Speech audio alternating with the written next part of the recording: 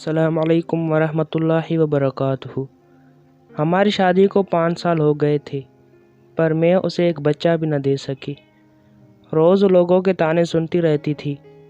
پھر ایک دن میں اپنے شوہر کے پاؤں میں بیٹھ گئی کہ پلیز وہ ایک اور شادی کر لے، پر وہ نہیں مان رہا تھا۔ پھر میں نے اپنی قسم دی، پہلے بہت رویا پھر مان گیا۔ ہمارے یہ فیصلہ سن کر سب بہت خوش ہو گئے، اور پھر شادی کا وقت آ گیا۔ اس کو تیار کیا، دلہا بنایا، اور سب سے زیادہ خوش بھی میں نظر آ رہی تھی۔ اس کی شادی والی رات آج بھی مجھے یاد ہے۔ رات سے صبح تک اس کے کمرے کے باہر زمین پر بیٹھی رہی۔ وہ رات بہت ہی لمبی تھی، مجھے بہت درد تھا، پر آنسو ایک بھی نہیں تھا۔ صبح ہوئی تو دلہن کو تیار کیا ولیمے کے لیے۔ میرا شوہر بہت خوش نظر آ رہا تھا، اور میری خوشی اسی میں تھی۔ اصل کہانی تو شادی کے بعد شروع ہوئی۔ اس نے پورا 1 مہینہ مجھ سے بات نہیں کی، اور یہی چیز مجھے اندر سے کھا گئی، اور میں بیمار رہنے لگی۔ میرے سسرال والوں نے ان سے بول کر مجھے امی کے گھر بھیج دیا۔ 1 سال تک خبر ہی نہ لی کہ میں کسی حال میں زندہ ہوں یا مر گئی ہوں۔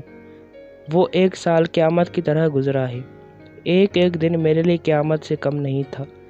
1 سال بعد اللہ نے ان کو ایک بیٹی اور بیٹے سے نوازا، تو ان کو ایک نوکرانی کی ضرورت پڑ گئی، اور وہ مجھے لینے آ گئی۔ والدین کے منع کرنے کے باوجود میں ان کے ساتھ جانے کے لیے تیار ہو گئی۔ سارا دن مجھ سے نوکرانیوں کی طرح کام لیتے، لیکن میں اس میں بھی خوش تھی۔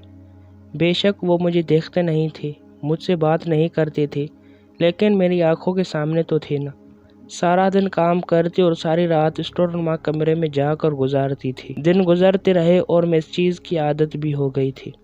میرے ساتھ جو کچھ بھی ہوا تھا میں سب بھول چکی تھی۔ میری آزمائش تو گزر چکی تھی، میں اپنی آزمائش پر پوری اتری تھی۔